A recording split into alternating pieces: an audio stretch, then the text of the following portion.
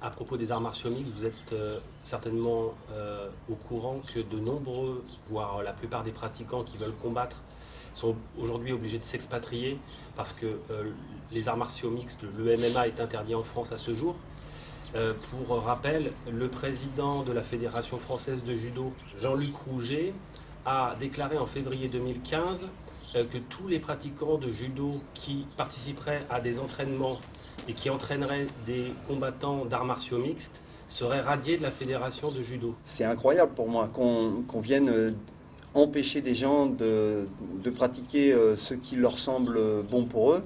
C'est absolument révoltant. Enfin, moi, je le vois comme ça. Moi, je suis président de la Fédération française de judo et j'ai une mission de service public. Et ce qui me gêne, c'est l'objectif qu'il y a. L'objectif qu'il y a, c'est pas du tout le même. Moi, l'objectif de la Fédération française de judo, c'est d'être éducatif au niveau physique, intellectuel, mental et social. Donc c'est mon objectif. Et là, c'est pas du tout ça. Donc quand on prend la manière dont ça s'est développé avant tout pour l'organisation de spectacles, de spectacles sportifs. C'est ça. Surtout. Et c'est ça qui me gêne. Incroyable que des gens qui n'y connaissent rien, parce que M. Rouget, avec tout le respect qu'on lui doit, a fait du judo, bon, certes à haut niveau pendant des années, mais enfin, le judo en compétition, c'est beaucoup de tirage de kimono, enfin, ça n'a rien à voir avec ce qu'on pratique aujourd'hui dans une surface de combat de MMA.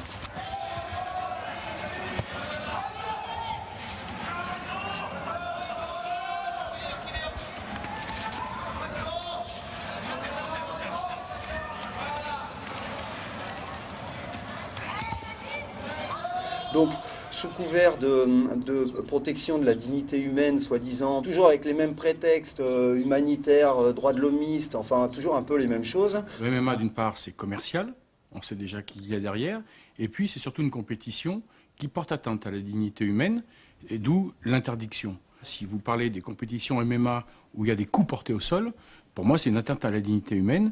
Les sports de combat, dans leur ensemble, doivent respecter certaines règles. Et ces règles, c'est l'intégrité physique, de ne pas mettre les gens dans des situations dégradantes, comme par exemple dans une cage, de ne pas frapper quelqu'un qui est au sol, qui ne peut pas se défendre, ça c'est impossible pour moi. On vient nous expliquer que nous, adultes, on n'a pas le droit de faire comme on l'entend, parce que sinon il va s'exercer des pressions. Surtout, excuse-moi, il pourra dire ce qu'il veut, il fait que retarder une échéance, et il fait simplement que les Français prennent du retard. Parce qu'on fait prendre du retard aux Français sur cette discipline, que moi j'aimais pas tellement au début, mais je suis obligé d'avouer, je l'ai déjà dit, que c'est l'avenir. Hein, parce que de toute façon, moi je faisais du pied-point, après j'ai fait de l'anglaise, les mecs faisaient du judo. La question qu'on se posait entre nous tous, c'était qui gagne entre le judoka, le boxeur d'anglaise et le boxeur pied-point. Et la réponse, c'est le MMA. C'est quand on mixe tout, comment on s'en sort. Et au début, c'était un peu, je l'ai dit, le MMA, c'était des types qui étaient à la fois mauvais en boxe anglaise, mauvais en kickboxing et mauvais au judo et mauvais en lutte.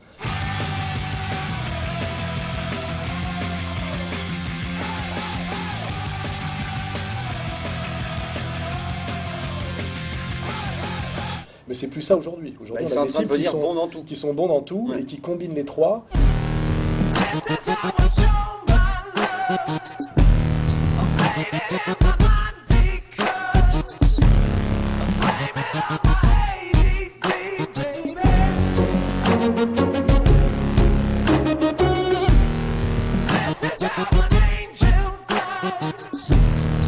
Aujourd'hui, on voit très bien que moi, je suis agacé aujourd'hui par l'évolution, par exemple, de la boxe taille, où il y a énormément de clinch. Et je dis, dès lors que tu es dans le clinch et le coup de genou, pourquoi pas aller au sol? Puisque finalement, moi, soit on est dans la percussion pure et on interdit toute saisie, mais dès lors qu'il y a de la saisie, il y a aller au sol et tenter le clé. Soit on n'y va pas, soit on y va complètement. Et moi, je dis aujourd'hui, même la boxe taille est dans une impasse, parce qu'aujourd'hui, je vois l'évolution de la boxe taille, c'est pratiquement du clinch et du coup de genou dans tous les combats, qui consiste à se tenir la tête et à se couper au genou.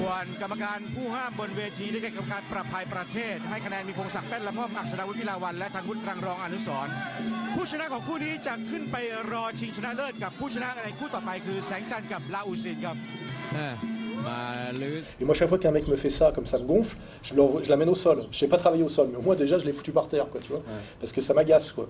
Et l'avenir, il est évident que c'est le MMA et que les types, il y aura de plus en plus de virtuoses, il y aura de plus en plus d'argent. La boxe anglaise est dans une impasse aussi à cause du boxing business. Un mec comme Mayweather, à mon avis, fait beaucoup de tort, et Klitschko aussi. Il y a 2 types qui font beaucoup de tort à la boxe. Le gros poids lourd là, qui est le Primo Carnera ukrainien, qui est un mauvais boxeur, un géant et un mauvais boxeur. Et aussi Floyd Mayweather, qui est un virtuose de la boxe, mais un tricheur, et un mec qui, ce qu'on appelle, n'a pas de cœur. C'est un comptable. Both Shane Mosley and Oscar De La Hoya said to me, to win this round as it moves on, I don't know, but he has done better in this round than the previous one. Et la boxe anglaise est en déclin. Je dirais pareil pour le judo. Moi, le judo, 5 minutes de combat de judo, c'est 3 minutes de remise de kimono et 3 minutes de prise de kimono.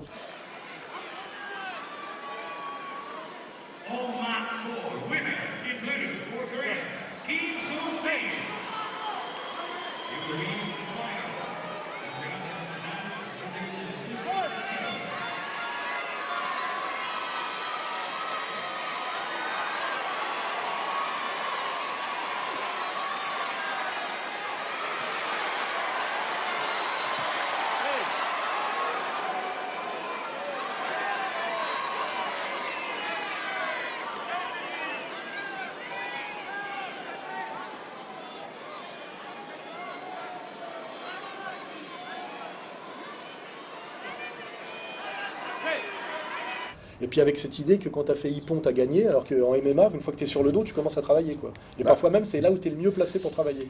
Et moi, ce que je vais aller jusqu'au bout, un mec comme Teddy Riner, qui est sans doute un virtuose et un mec imbattable en judo, il est très jeune, il est déjà 7 fois champion du monde. Moi, je me rappelle, toute proportion gardée, quand je faisais de la boxe française, j'avais peur des mecs de boxe anglaise. Je me suis dit, à un moment donné, il faut que j'ai le courage d'aller vers la boxe anglaise. Et j'y suis allé, parce que sinon, j'avais pas envie de finir comme Pascal Gentil.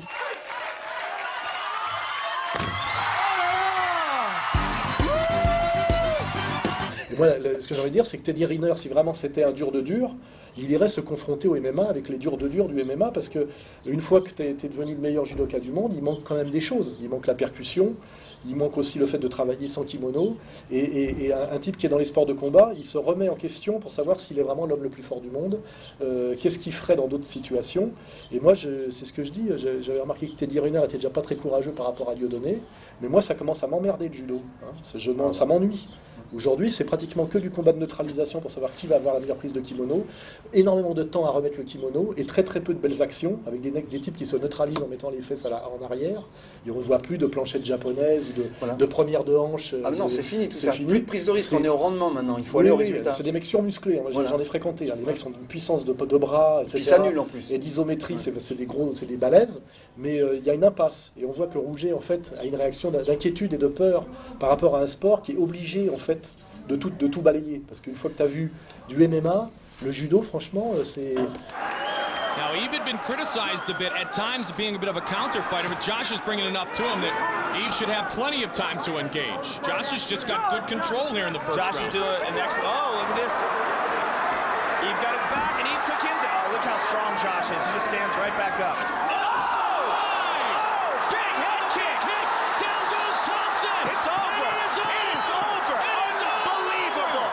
For Ippon.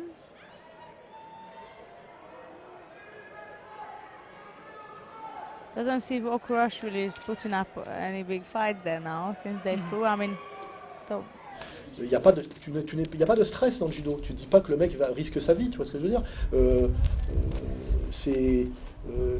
Je trouve que c'est un sport qui est devenu très très surfait. Hein. Et puis je te dis, un champion de judo, il doit se dire mais qu'est-ce que je ferais si on me mettait des coups de poing dans la gueule et qu'est-ce que je ferais dans la cage. Et moi je te dis, quand est-ce que Teddy Riner va un peu aller dans la cage pour voir ce qu'il vaut vraiment en tant qu'homme fort, voilà. Parce qu'on a compris que c'était le meilleur judoka du monde, c'est clair. Mais il aurait certainement des facilités, hein, vu son parcours et vu sa technique. Non, mais c'est un super athlète. Il lui faudrait s'entraîner beaucoup complètement dans un autre registre. Hein, parce qu'il accepter de prendre des coups. Parce que je vais remarquer que les judokas ne prennent pas de coups. Hein. Thomas Hearns in a combination. The referee Padilla watching. There he's up in the air again. Duran just fighting on instinct, O'Gill. He's just hanging a big right hand. That's it, Tim. Les coups, ça fait mal, hein. Bah oui. Et surtout dans la gueule. Quoi. Voilà, et c'est donc cette fédération de judo qui est un sport qui décline, qui aujourd'hui veut interdire à quiconque de faire la promotion de ce sport en compétition et qui pèse de tout son poids sur son ministère de la tutelle. fédération de judo est très très puissante en France, hein, au niveau politique, au niveau maçonnique, au niveau maçonnique aussi. Hein. Et en fait, Donc ils pèsent de tout leur poids pour interdire cette discipline en compétition et c'est dramatique parce que, comme tu le disais, ça nous met en retard. Une fois de plus, ça met la France au rencard. J'ai un lecteur que j'aime bien, Mehdi Bagdad, qui est un très bon combattant, oui. Qui combat aux États-Unis. For the lightweight championship, the Juice, Jake Chisola, and Mehdi Bagdad. Bagdad cut him with the elbow and then abused him. Yeah, chopped him up with the low kicks, really wrecking the legs of Chisola, and then going backwards. Bagdad landing nasty elbows and finally puts Chisola away. Mehdi Bagdad, who is a WKBC World Muay Thai champion, now claims the RFA Lightweight Championship of the World. Je le salue d'ailleurs au passage, parce que je sais qu'il regarde mes vidéos. Et c'est triste parce que ces combattants sont obligés de partir aux États-Unis, ce qui est compliqué pour eux. Hein. Dans le club où on était hier, il y a récemment deux jeunes, deux combattants, des gars qui sont étudiants. Enfin, il y en a un qui est étudiant, l'autre qui bosse, qui a un bon boulot. C'est pas du tout ce qu'on pourrait penser, ce qu'on nous laisse à penser quand on en parle dans les médias mainstream. Ce sont des gens tout à fait structurés, intelligents, qui parlent l'anglais assez couramment, en plus du français. Ils viennent d'aller à Miami pour faire des combats. Ils sont obligés d'aller à Miami. Et c'est des allers-retours, hein. C'est en moins d'une semaine, aller-retour, faire ton combat. C'est un peu la misère. Et puis ça coûte très cher. Enfin, bon, après, ils sont contents d'y être allés, etc. C'est pas la question. C'est vrai qu'au départ, le MMA, quand tu regardais, c'était un peu bagarre de bistrot. Hein. Ah, on est bien d'accord. C'est pour ça que je ne m'intéressais pas, moi, au début. Et moi aussi. Parce que je disais, c'était de la mauvaise boxe, de la mauvaise lutte et du mauvais kick. Et ça a complètement évolué. Mais ça a vraiment évolué vite. Et aujourd'hui, objectivement, quand tu as vraiment des très bons, moi j'aime bien les catégories 75 kg où il y a la vitesse, la virtuosité, la percussion. Voilà. Very fast. Fitch is a gamer though. St. Pierre switch stances, missed with the left. Oh, good right hand. Fitch got rocked after he threw the leg kick. St. Pierre countered. St. Pierre continues to tee off. Il y a vraiment des types, c'est très très impressionnant. Là, je me rappelle John Jones ou devant Silva ou je sais pas quoi. Là. Oui, Anderson Silva. Ouais. Les mecs, ils sont bons. Le mec, il aurait été à un niveau mondial en anglaise, ça se voit. Ouais. Il est surdoué, quoi. Ouais. C'est très agréable à voir. Silva, aggressive here in round one. Confident in his striking. Look at the hands low. Yeah, I think he really does. Oh, down goes Griffin. Et puis même quand c'est pas agréable à voir, il y a quelque chose, c'est que ils sont courageux les types. Les mecs se mettent en risque et acceptent de souffrir. Et c'est vrai que ça, bon, on apprécie ce sport qui est différent. Enfin, ces sports de combat, c'est comme au tennis, mais on se donne des coups de raquette dans la gueule. Ça change tout. Hein. De maîtriser une technique qui en plus t'oblige à te poser la question de ton intégrité physique pendant l'effort. Hein, c'est la dimension supplémentaire des arts martiaux. Enfin, après, il y a quelques sports extrêmes qui peuvent avoir la même dimension, mais globalement, il n'y a que dans les arts martiaux qu'on trouve ça. Il n'y a rien au niveau du stress de comparable. Hein. Et même, moi, je me rappelle à Bayonne, je s'entraînais parfois avec des rugbyman, c'est des balèzes. Hein. Mais dès qu'on est dans la boxe où il faut donner où le but c'est de se donner des coups de poing essentiellement dans le visage, personne ne ricane, personne ne rigole. Même à un deuxième ligne de rugby, ça le stresse. Bien sûr. Même si c'est un super bagarreur, etc. Personne ne fait le malin en montant sur un ring. Personne. Sinon c'est un fanfaron, c'est un menteur. Hein. Alors il y a dans certains sports de combat, on peut se le permettre un petit peu. Bon, je veux pas dire de mal, mais on sait bien qu'il y en a. Voilà, des trucs kimono, machin. On pousse surtout des cris.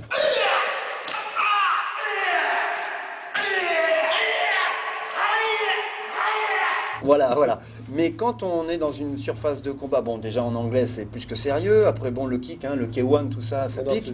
Et puis bon, le MMA, bah voilà, c'est le summum. Et puis en plus, c'est, à mes yeux, c'est vraiment, d'un point de vue technique, c'est le plus crédible, le plus proche de la réalité d'un combat. Parce qu'à un moment donné, ça va au sol. Voilà. Oui. Bah, dans une bagarre, si t'as pas séché le mec debout, si t'as pas réussi à rester sur tes pieds, ça finit en général au chiffon par terre. Où il t'accroche, ouais. Après, ça fait le dogfight. Et celui qui sait faire des clés, parce que moi je redoute toujours ça, le mec qui sait pas te passer une clé, Un étranglement. Étranglement, clé. Mais le mec, parce que dans la vraie vie, il peut te désosser. Moi, honnêtement, au début, je me suis vraiment intéressé au MMA, et ça date pas de très très longtemps, ça fait 6-7 ans maximum. Au début, j'ai été choqué, moi, par ce que je voyais.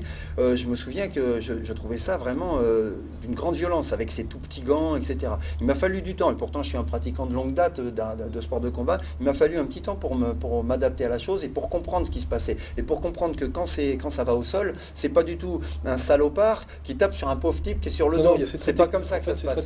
Celui qui est sur le dos, il est souvent plus dangereux que celui qui essaye de le frapper. C'est pour ça que je te dis, le hippon en judo, il y a un côté... Et c'est parti, deuxième leçon de judo aussi aujourd'hui avec Kosei Inoue en kimono bleu. Ici, opposé au néo-zélandais Daniel Going. Le premier combat a duré 20 secondes, celui-là aura duré... Hippon, c'est terminé, voilà déjà, aura duré à peine 12 secondes. Ça devient une escroquerie, c'est parce que tu peux très bien te prendre un hippon et puis presque te laisser l'autre te passer un hippon pour te retrouver sur le dos, parce que tu sais que là, si tu es un balèze du jiu-jitsu brésilien, c'est presque ton intérêt. C'est très dangereux de t'attaquer si tu es sur le dos.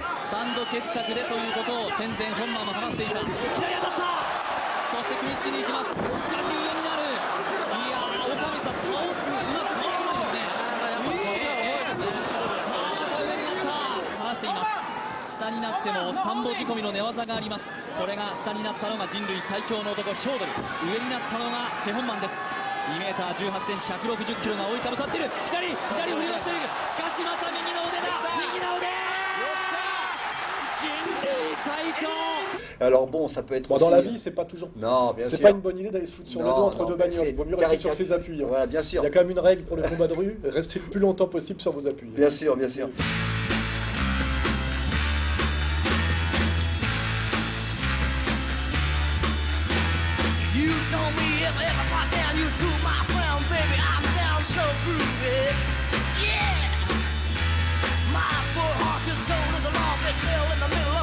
En tout cas, ça va dans le sens d'expliquer aux gens qui se permettent cette censure qu'ils sont complètement à côté de la plaque. La plupart n'ont jamais fait de sport de leur vie, à mon avis. Ceux qui en ont fait, c'était du squash ou de l'équitation. Là, maintenant, on est en train de parler d'un sport extrême. De toute façon, le MMA, c'est fait. C'est-à-dire c'est devenu le sport qui intéresse tout le monde, qui plaît à tout le monde. Rouget, là, ne fait que faire prendre du retard à la France, de retarder quelque chose d'inéluctable et de montrer en fait qu'il défend un peu son business. Et c'est un peu dommage. Alors qu'en fait, ce qu'il faudrait faire sans doute, c'est faire en sorte que ce sport soit pratiqué dans les meilleures conditions et qu'on ait des écoles de formation pour avoir des mecs du plus haut niveau. Aux États-Unis, ils recrutent les jeunes dans les écoles de lutte très très tôt pour amener une génération de mecs super performants. Et c'est plutôt comme ça qu'il faudrait travailler. Puisque c'est inéluctable le MMA, faire en sorte qu'on ait en France des écoles le plus haut niveau possible de MMA. Parce que moi je suis toujours dans l'idée que pour protéger un boxeur, il faut lui faire atteindre le plus haut niveau technique possible. Hein. Bien sûr.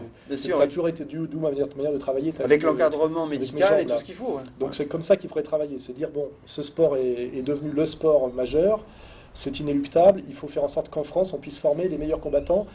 Parce que le meilleur moyen de protéger physiquement un type, c'est qu'il soit très bon en anglaise, très bon en kick et très bon au sol. Quand on est de très bon niveau, on prend peu de coups, et on arrive à abréger les combats. Ce qui est dangereux, c'est d'envoyer au casse-pipe des mecs très courageux, mais mal formés techniquement, et qui ont que leur courage à opposer et qui en prennent plein la gueule. Je me rappelle quand, je vais pas trop raconter, mais je boxais à un moment donné dans une région où c'était plus une région de rugby que de boxe, et il y avait quand même une tradition technique là-bas de mecs courts sur leurs membres et sur leurs pattes, qui avaient plutôt tendance à apprendre à bloquer les coups directement avec le nez, quoi. Et ça faisait quand même des types très très courageux, mais très abîmés, très jeunes, et que je regrette ne devenaient jamais des champions. Ouais. Parce que, comme je disais, en boxe, il n'y a pas de boxeur lent, il y a des boxeurs rapides ou très rapides. Et puis il n'y a pas de...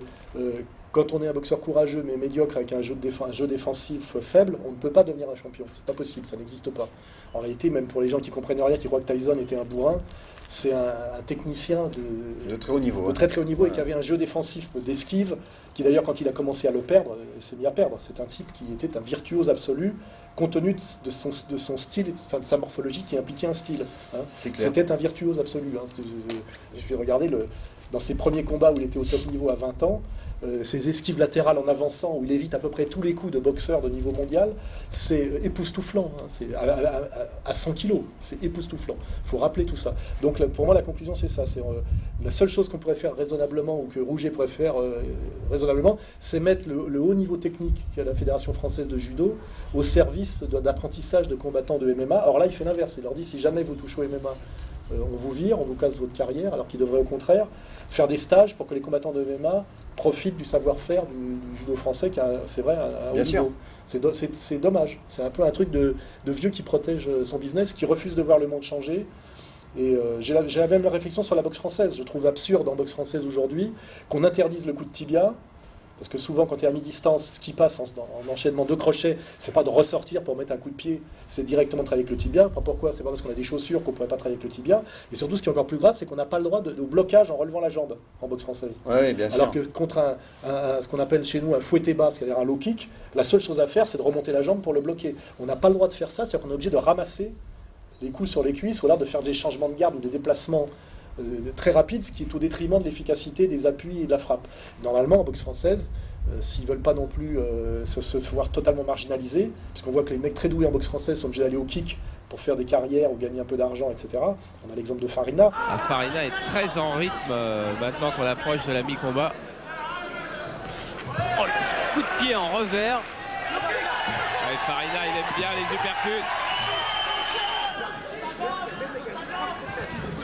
Et oui, il est dans une situation dramatique. Voilà, sa jambe ne le porte plus. Un type qui vient de la boxe française et qui a une formation très technique, jambe avant, peut après aller vers tous les autres sports de pied, ce qui n'est pas le cas.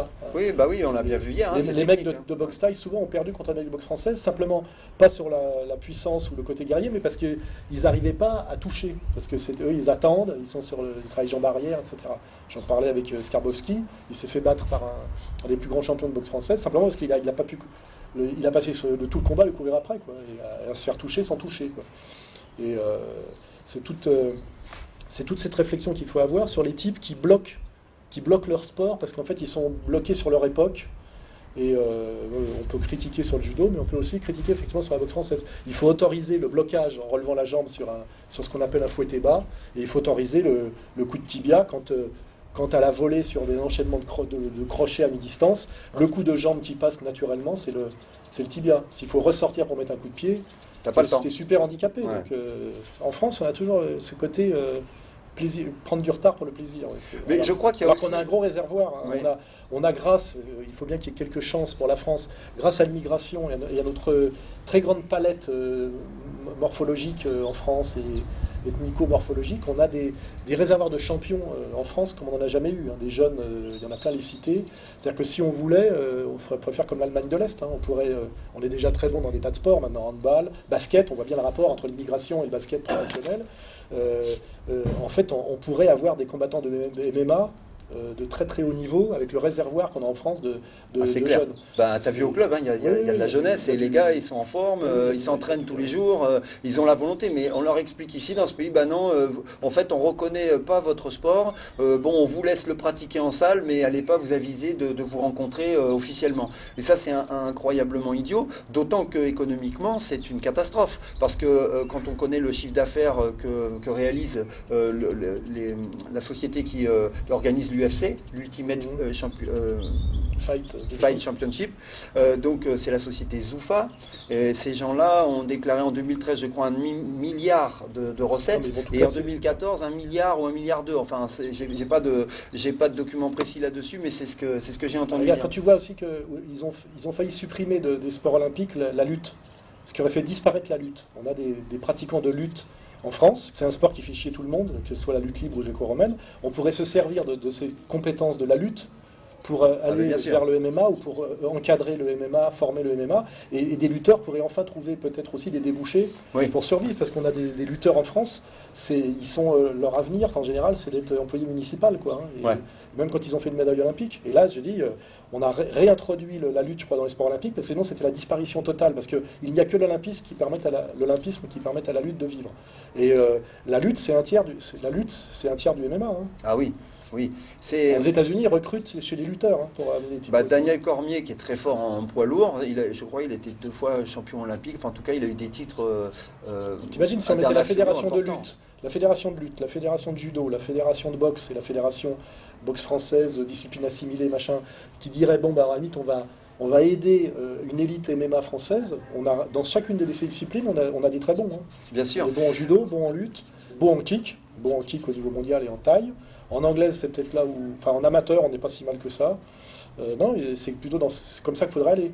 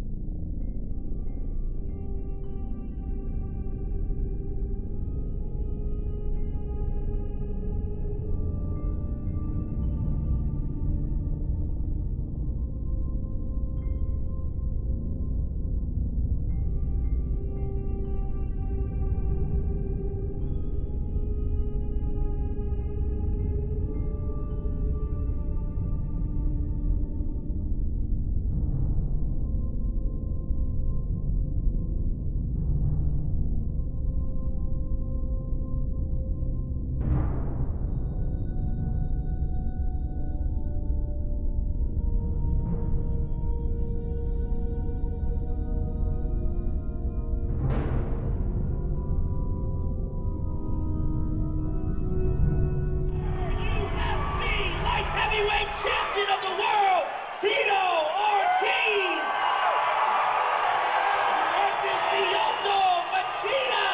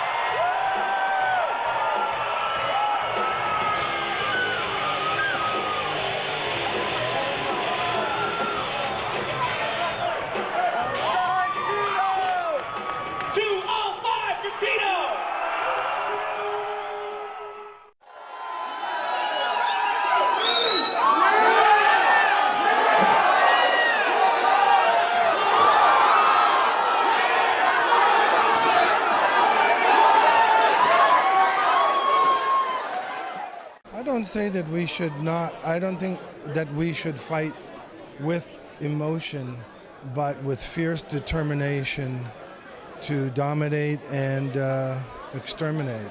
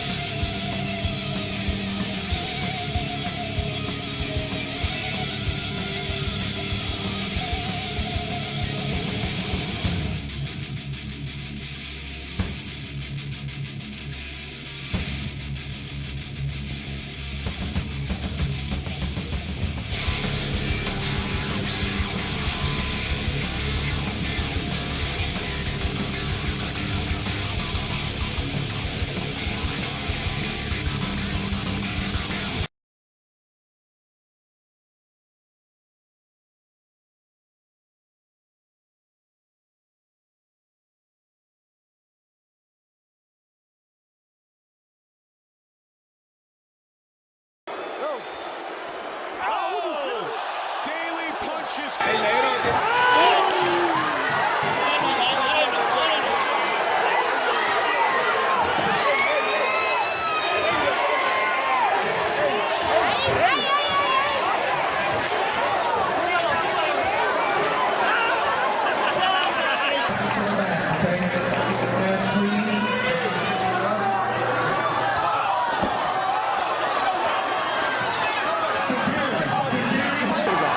Želi valjda opet ući u ring sa Mirkom, vjerojatno da.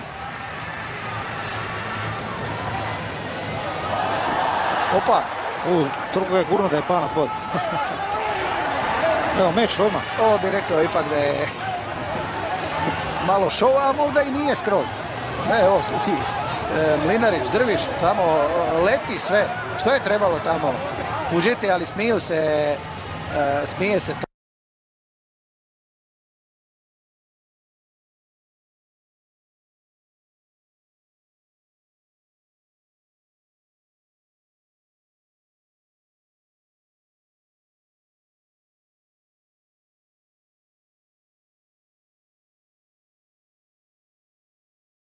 His hands down. Oh, yeah, is that what it is? That's what it is, dude. Go ahead, hit me then. With your hands down, I'm not a bitch like you. That's the point I'm trying to make. I'm not a bitch like you. I'm not a fucking bitch like you. First shot, dude. Get you fucked up now, you that piece of shit.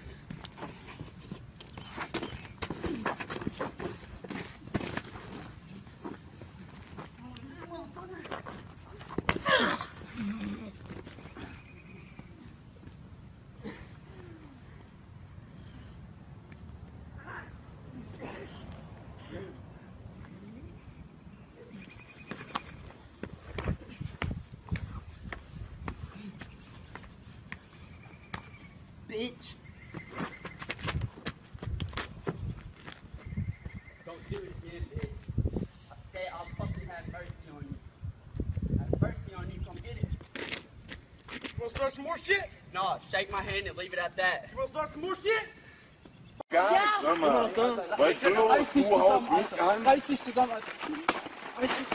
Scheiße. Ja, Mann, das ist der Beton. Halt dir, was wollt ihr jetzt?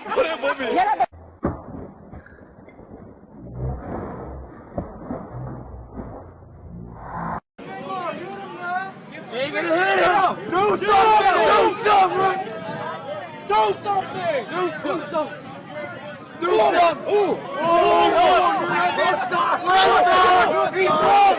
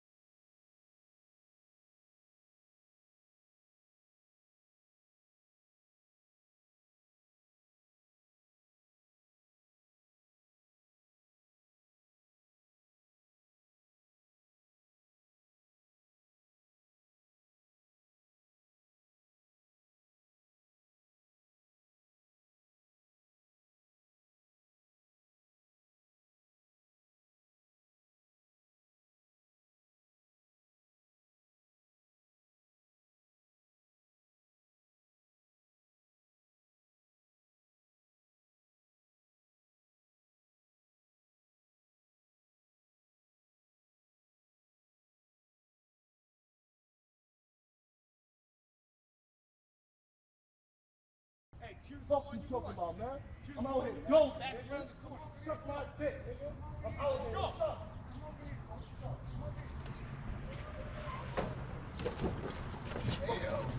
There you go. Yeah. There you go. Yeah. There you go. Go, go. Uh-oh. He's in trouble now. Yeah. He's in trouble now. He's in trouble now. What's he gonna do? Come on. He's gonna get his ass beat. Come on. Motherfucker. Come on. Don't you choose the one you want. Man, get up off the dude like that, man. Which one you want? He's done, dude. Hey, He's done. He's done. You got him, man. He's done. Got it. Yeah. Fucking done. Fuck, I'll fuck you up worse. I'll fucking worse. Ain't nobody trying to jump nobody. Everybody break off. What's up, y'all? Let's go. Everybody stop filming, guys. Come on. Knock it off. You know what to do, brother. Drink. No, chocolate. Don't fucking play with him. Fucking knock his fucking teeth out. Shit. Everybody back up. It's just he's really playing fucking games. It's between them two, man. Come on. I know that's what it is. No, Trust me. Brother, Get it, it, boy. You know what to do. Son. Knock his eyes out, buddy. Get it, boy. You're faster. Beat his ass. You really want to get his ass beat now, you motherfuckers? No, now it's okay, right? Now it's okay, What's up, bitch? You want more? Okay, now it's all right, you motherfucker. It's all right now, right? Fuck off me. It's all right now, right? You don't want no more, bitch. You don't want no more, bitch. You want more? You want more? No, Go. Go. Go! That's it, bro. Hey, you want more? Hey, you want more? You want more? Brother. You want more? Listen to me. That's Keep it. going. Got it. Got it. You want more? I want more. Get the fuck on. Okay, that's not my boyfriend. Oh, Marcel, move!